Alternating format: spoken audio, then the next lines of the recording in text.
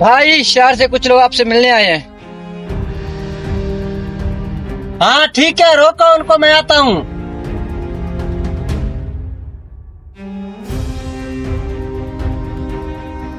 तो अपनी बात पे पकड़ न डील डन करके जाएंगे।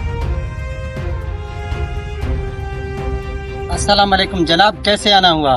वालेकुम अस्सलाम, हम कराची से आए हैं। हमने सुना है कि इस इलाके का बड़े जमींदार आप हैं, तो हम आपकी कुछ जमीन खरीदना चाहते हैं। अरे नहीं भाईजान, हम अपनी जमीन नहीं फरोख्त करना चाहते, आपको कोई गलत फहमी होगी। जी आपकी बात दुरुस्त है, मगर हमारे सर्वे के मुताबिक आपकी जमीन कुछ खास है। हम यहाँ एक बहुत बड़ी फैक्ट्री बनाना चाहते हैं। आपकी बड़ी मेहरबानी होगी अगर ये जमीन आप हमें बेच दें। भाई साहब जो भी बात है, लेकिन मैं अपनी जमीन नहीं बेचना चाहता, आप लोग जा सकते हैं। हमें इसे रोकना होगा, ये जमीन हमें हर सूरत में चाहिए। हाँ तुम ठीक कह रहे हो, चलो।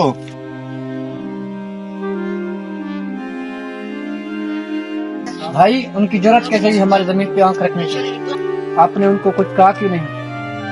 नहीं छोटे, हमारे बड़ों ने हमें सिखाया है कि मेहमानों के साथ बदतमीजी नहीं करते, और जो वो सोचते हैं ऐसा मैं हरगिज करने नहीं दूंगा।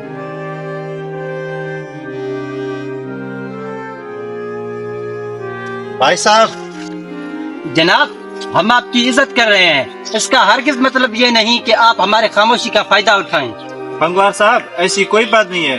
ये जमीन हमारे लिए बहुत जरूरी है, आप समझने की कोशिश करें। अगर हम ये जमीन ना लेकर गए तो हमारी नौकरी को खतरा है। आपको शर्म नहीं आती? अपनी नौकरियों के चक्कर में हमारे बाप दादा की जमीन दांव पे लगाना चाहते हैं। नहीं नहीं भाई, ऐसी कोई बात नहीं है। अगर ये जमीन आप हमें ना भी देंगे, हुकूमत आकर इस पे कब्जा कर देगी। इसलिए बेहतर है कि ये जमीन आप हमें दुगने की कीमत पे दें।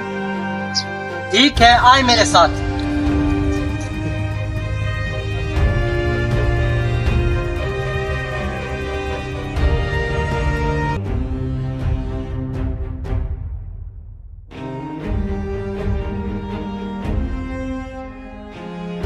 ये सारा जमीन मेरा है, ये आपको दे दूंगा, लेकिन एक शर्त है।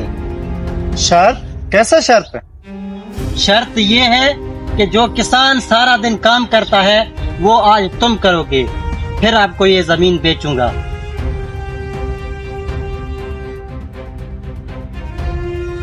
आबिद, ये काम तो हमसे नहीं होगा। ये शर्त हमें माननी पड़ेगी, नहीं तो ये जमीन हमारे हाथ से निकल जाएगी।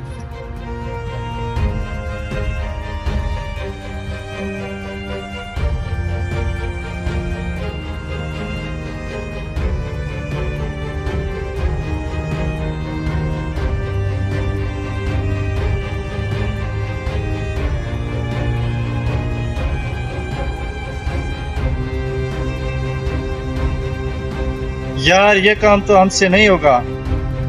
सही कह रहे हो आप, हमें उसके पास वापस चलना चाहिए। दफा करो इस जमीन को।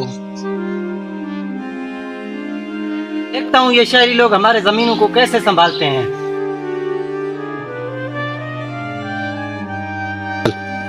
भाई साहब, ये आपका काम आप ही करें, हमसे नहीं होगा। हमें आपकी जमीन नहीं चाहिए।